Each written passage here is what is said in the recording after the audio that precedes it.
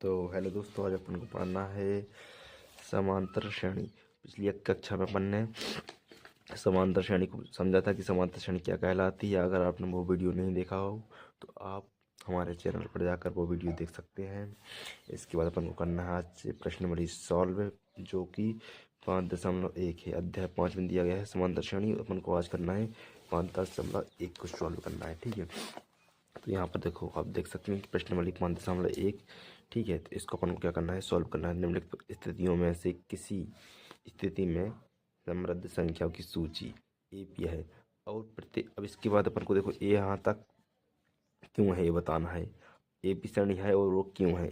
ठीक है, तो प्रत्येक बेलन के प्रत्येक किलोमीटर के बाद एक टैक्सी का किराया, जबकि प्रथम किलोमीटर के लिए किराया कितना है, 15 है। तो प्रत्येक अतिरिक्त किलोमीटर के लिए किराया कितना है, 8 रुपया है।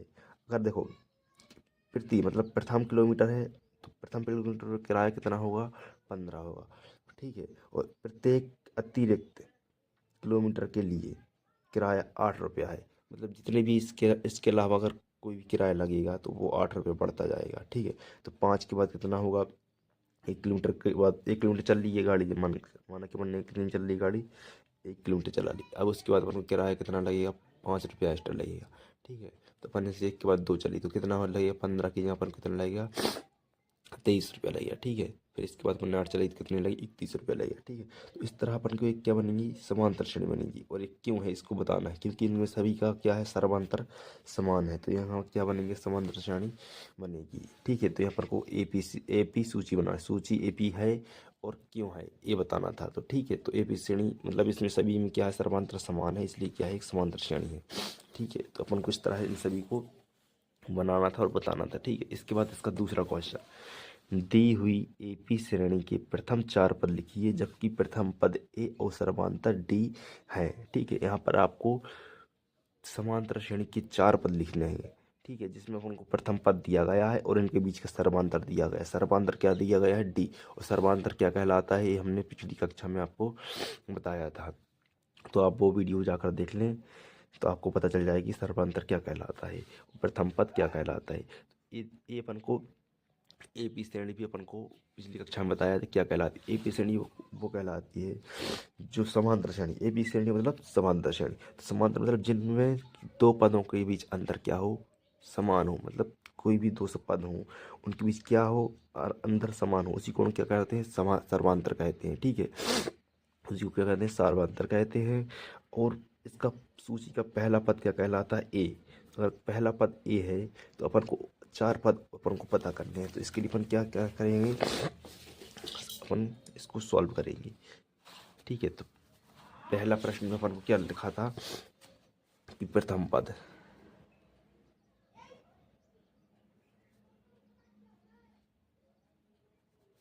प्रथम पद क्या है, ए बराबर कितना दिया था, ए बराबर दिया था 10। और क्या दिया था, सार्वंतर,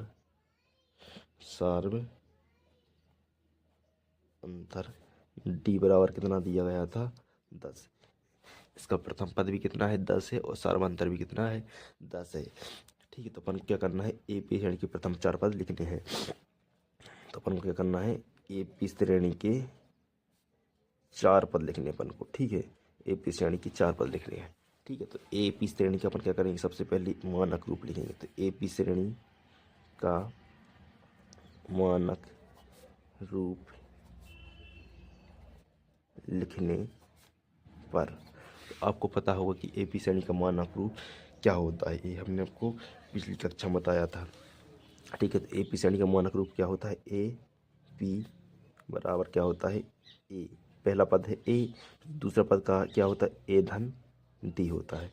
ठीक है, इसके बाद तीसरा पद क्या होता है, ए धन 2D होता है।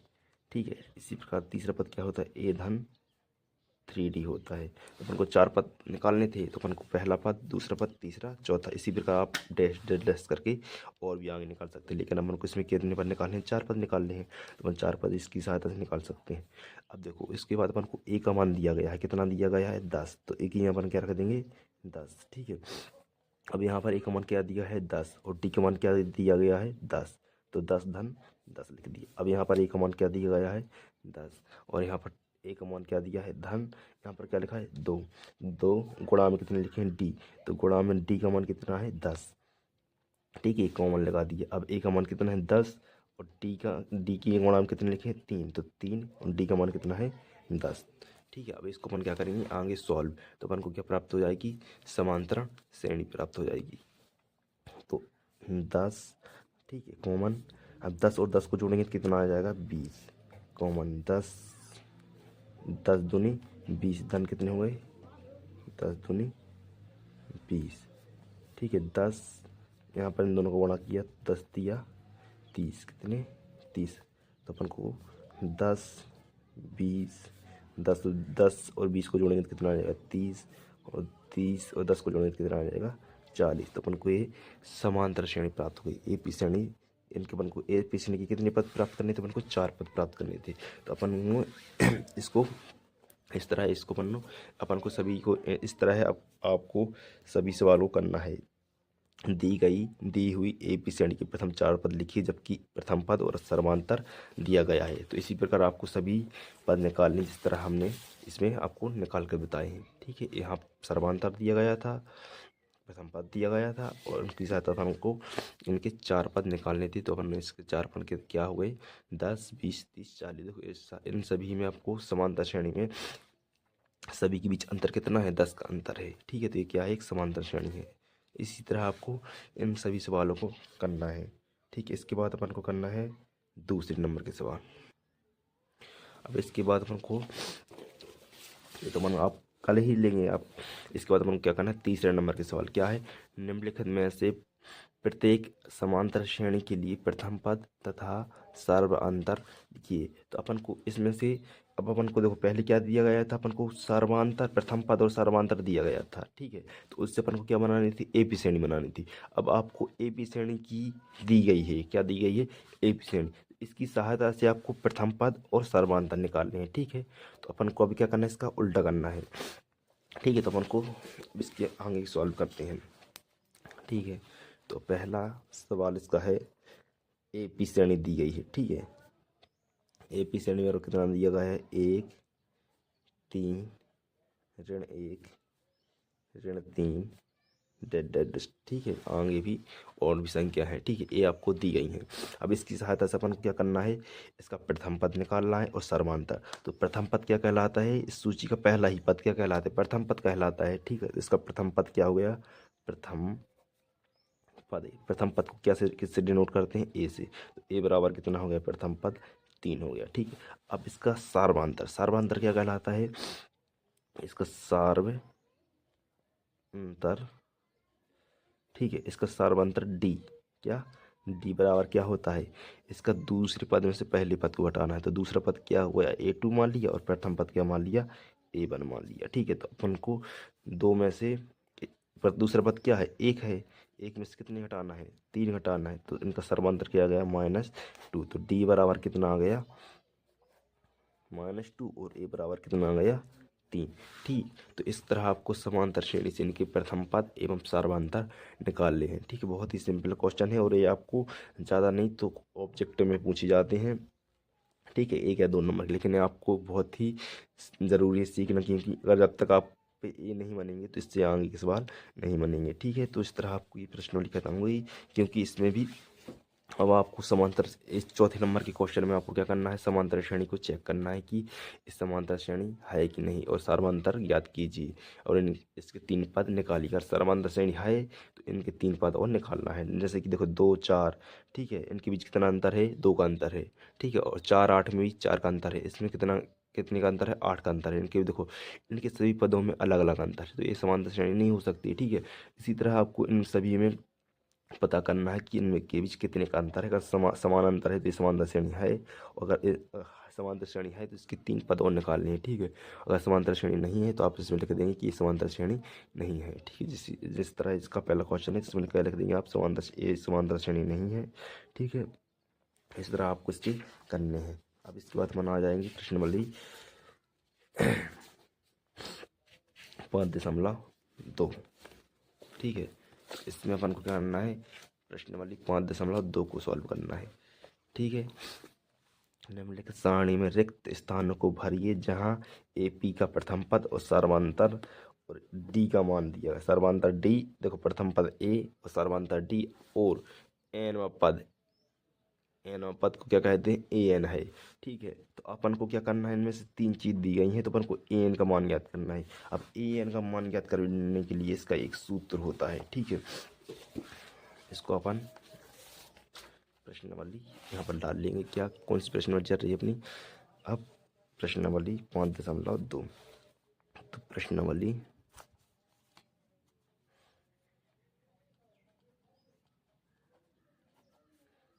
5.2 का प्रश्न नंबर 1।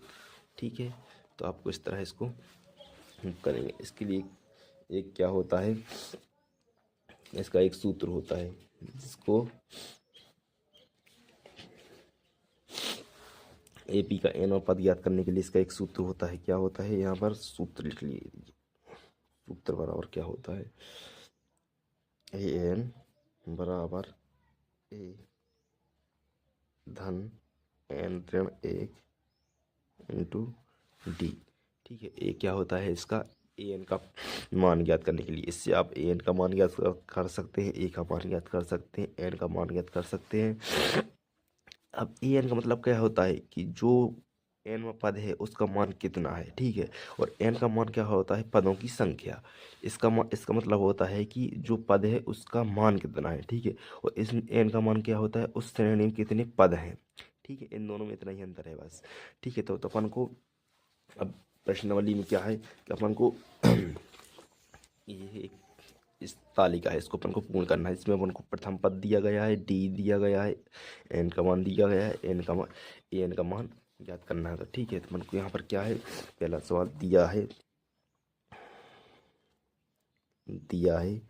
A बराबर कितना है, A बराबर 7 और D बराबर 3 और N बराबर 8।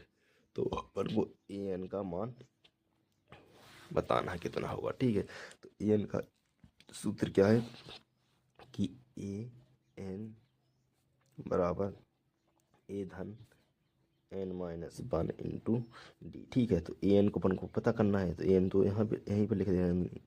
AN तो जैसा कि तैसा, इसका तो कोई मान नहीं है। A का मान कितना है 7 धन N का मान कितना है 8 ऋण 1 और D का मान कितना है 3। तो अपन इनको इस सूत्र में रख दिया इनके सभी मानों को। ठीक है, तो अब 7, अब इसको सबसे पहले क्या करेंगे, कोष्टक को सॉल्व करेंगे। तो 8 में से घटा तो 7 इंटू 3। ठीक है, तो अब 7 धन 7 3 21। तो अपन इन दोनों को जोड़ देंगे, कितना आ जाएगा 28। ठीक है, तो अपन को AN का मान क्या, मतलब इसके AN पद का मान कितना है 28 है, मतलब 8वें पद का मान कितना है 28 होगा। इसके 8वें पद का मान पता करना था, मतलब AN का मान कितना है 8, तो 8वां पद क्या है 28 है। इसका 8वां पद का मान पता करना था, 8वें पद का मान कितना है 28 है। कितना है 28। और पहले पद का मान उनको लिखा ही है कितना है 7 है, तो इसका इसका 8वां पद क्या होगा 28 होगा। ठीक है, इस तरह आप इस संपूर्ण तालिका को सॉल्व कर सकते हैं। ठीक है, अब इसके बाद अपन को इसमें कुछ ऑब्जेक्टिव दिए गए हैं, इसको आप कर सकते हैं। जैसे कि पहला पद दिया गया है, इनके बीच में सर्वांतर निकाल लेंगे, इसका 30वां पद क्या होगा, इसका अपन को बताना है कि इसका 30वां पद होगा वो क्या होगा। ठीक है, इसके बाद इसी तरह आपको AP श्रेणी दी गई है, इसका 11वां पद बताना है क्या होगा। ठीक है, तो इसका अपन पहला करके देख लेते हैं, पहला नहीं दूसरा करके देख लेते हैं क्या है। प्रश्न नंबर दूसरा। ठीक है, दूसरे का मन को क्या दिया गया है, AP श्रेणी दी गई है। ठीक है, AP श्रेणी कितनी दी गई है, ऋण 3 ऋण 1/2 2। ठीक है, 10 का अपन को 11वां पद बताना है क्या होगा। ठीक है, 11वां पद बताना अपन को क्या होगा। ठीक है, तो अपन को इससे सबसे पहले अपन को क्या दिया गया है, इसमें से अपन क्या निकालेंगे, A बराबर कितना है -3। ठीक है, इसके बाद अब इसके बाद देखो ए बराबर -3 और इसके बाद डी बराबर कितना होगा, डी बराबर मतलब इन दोनों का अंतर। ठीक है, तो हमको प्रथम द्वितीय पद में से प्रथम पद को घटाना है। ठीक है, तो ऋण 1/2, ठीक है, ऋण ऋण 3 इनको घटाना है। तो ऋण 1/2 ऋण का हो जाएगा क्या, धन, और यहाँ पर 3। तो अपन को 3 में से क्या घटाना है, 1/2 घटाना है। तो कितना आएगा, 3 में से आधा घटा देंगे तो कितना आएगा, 2.5। तो 1 सही 2 सही 1/2। ठीक है, ये क्या आ गया इनका सर्वांतर आ गया। ठीक है, यहाँ 3 में से अपन को क्या घटाना है, आधा घटाना है, तो कितना आ जाएगा, 2.5 आ जाएगा। ठीक है, तो यहाँ पर अपन को इसका सर्वांतर घटा क्या आ गया, 2.5 आ गया, मतलब 2 सही 1/2 आ गया। अब देखो देखो ए का मान आ गया, डी का मान आ गया, और यहाँ का और क्या लिखा है, 11वां पद, मतलब 11वां पद का मान है, एन का मान कितना आ गया, 11। ठीक है, तो अपन आप इसकी सहायता से अपन ए एन का मान ज्ञात करेंगे। ए एन मतलब 11 का मान, ए एन बराबर क्या होता है, इसका सूत्र ए एन बराबर ए धन n-1 इंटू डी। ठीक है, तो ए एन का मान क्या है, 11वां पद को पता करना है। ई का मान -3 है, धन एन का मान कितना है, 11 और 1। ठीक है, डी का मान कितना है, 2 सही 1/2। अब देखो यहाँ पर -3, यहाँ से इन दोनों को घटाएंगे तो क्या आ जाएगा, 10। कितना आ गया, 10। ठीक है, अब इसके बाद अपन को इनका क्या कर देंगे, गुणा। तो क्या होगा यहाँ पर, 2 दूनी 4 और 1 5। तो क्या होगा यहाँ पर गुणा में 5/2। यहाँ पर ऋण 3 धन, इसको इससे काट दिया तो क्या 5 एकम 2 एकम 2 2 पंचे 10। तो यहाँ पर क्या है, 5 गुणा 5। ठीक है, अब इसके बाद -3 प्लस 5 25, 5 गुणा कितना हो गया, 25। अब यहाँ से 25 धन के हों, ऋण 3 ऋण के हैं। ठीक है, तो यह इसको इसमें 3 के ऋण जाएंगे, 25 में से तो क्या बचेगा, 22 धन के। ठीक है, तो ई एन का मान कितना आ गया, 22 आ गया। ठीक है, तो इस तरह अपन को इनको निकालना होता है। ठीक है, तो यहाँ पर अपन को ऑब्जेक्ट दिए गए हैं, तो अपन को देखो यहाँ पर दूसरा किया था, तो इसके बी का मान अपन का 11वां पद कितना आया, 22। तो अपन इस पर निशान लगा दें, क्या आएगा, 22। ठीक है, तो इस तरह आपको इस तरह इनको करना है, इस तरह। इसके बाद आपको कराएंगे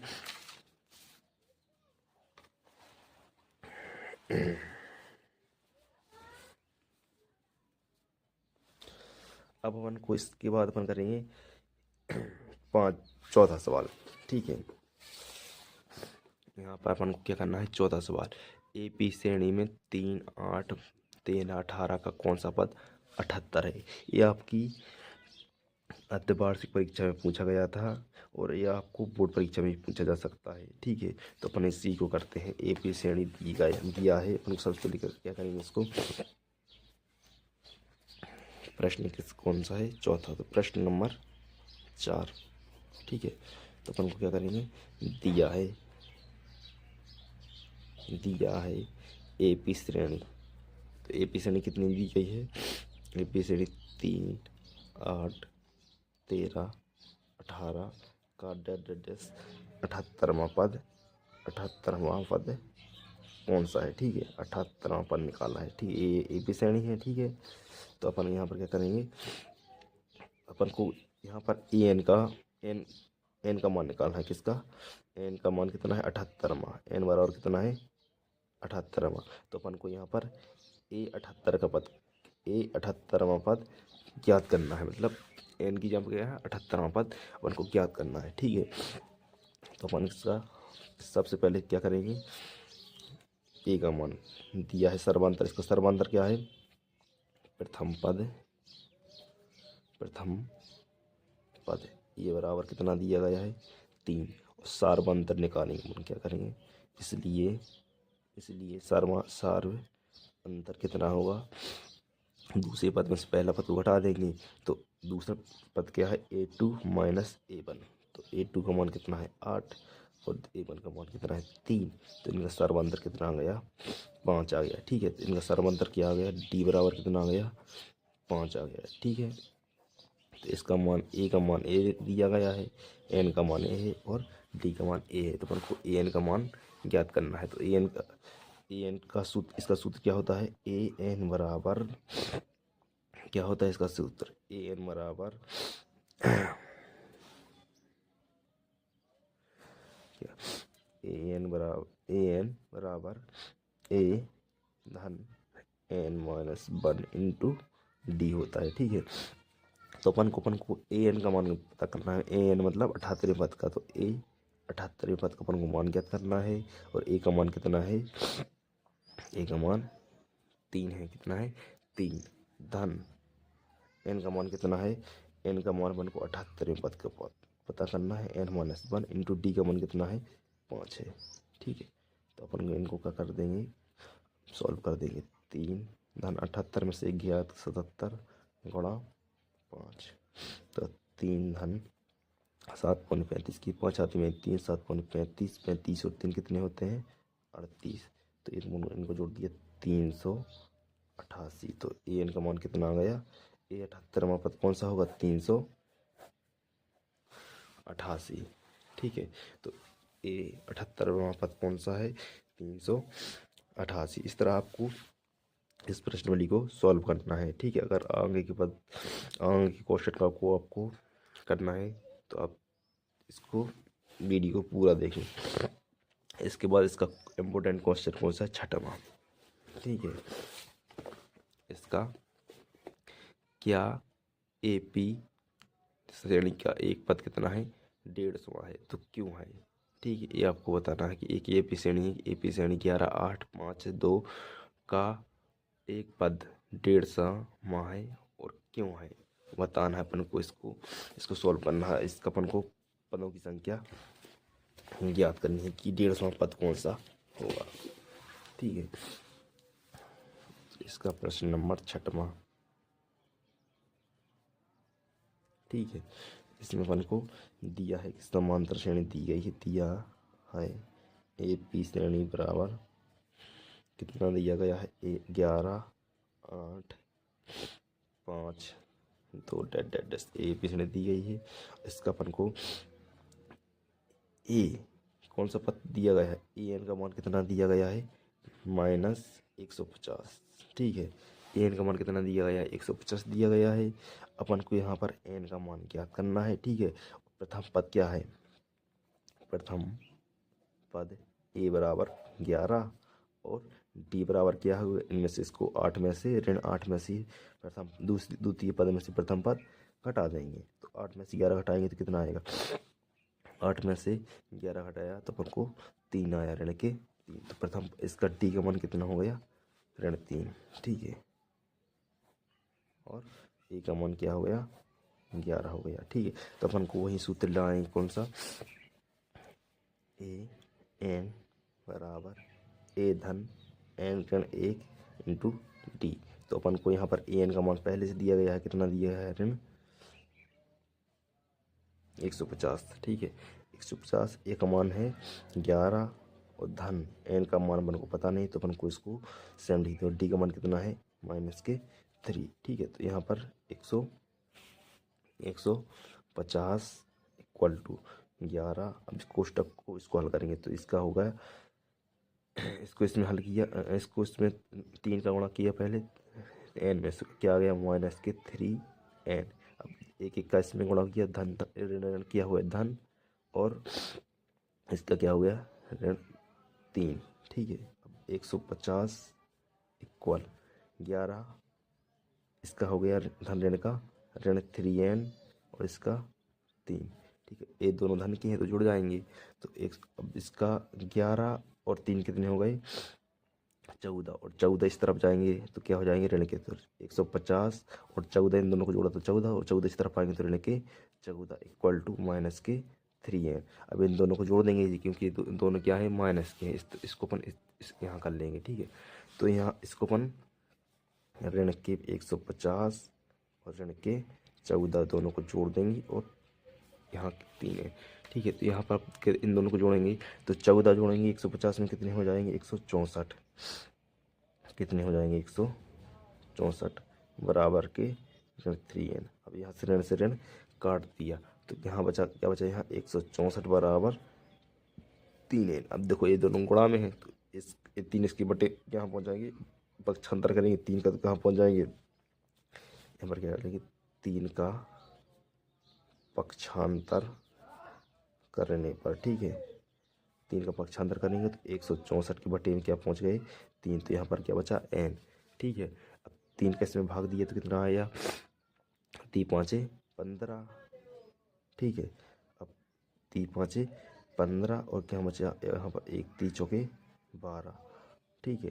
तो क्या बचा 2, तो 0.8 मतलब यहाँ कौन सा पद होगा, ये चौवन पद, 54वां पद होगा, ठीक है। इस तरह आपको इसको करना है। इसका देखो दशमलव मान आ रहा है, मतलब ये क्या है 150, इसका आ रहा है क्या यहाँ पर 2 आ रहा था, ठीक है। 54 की दशमलव कितना आया था 6 आ रहा था, ठीक है। यहाँ पर क्या आ रहा है 54.6 n बराबर, और ये मान दशमलव में आ रहा है मतलब 150वां पद है, वो कोई भी पद नहीं है। 150वां मतलब ये जो संख्या है n का मान दिया गया है, ये कोई भी पद नहीं है, ठीक है। ये कोई भी ए n का मतलब कोई पद की संख्या, मतलब ये समांतर श्रेणी का कोई पद नहीं है, ठीक है। यहाँ आप लिख देंगे कि 150वां पद है जौन वो समांतर श्रेणी का एपी श्रेणी एपी श्रेणी का कोई पद नहीं है, ठीक है। आप इसको इस तरह आपको इसको करना है, ठीक है। अगर आपको इसमें कोई भी दिक्कत हो तो आप हमको कमेंट में पूछ सकते हैं, और इसी तरह आपको सभी सवालों को करना है। इसके अभी कुछ क्वेश्चन हम अगली वीडियो में बना देंगे।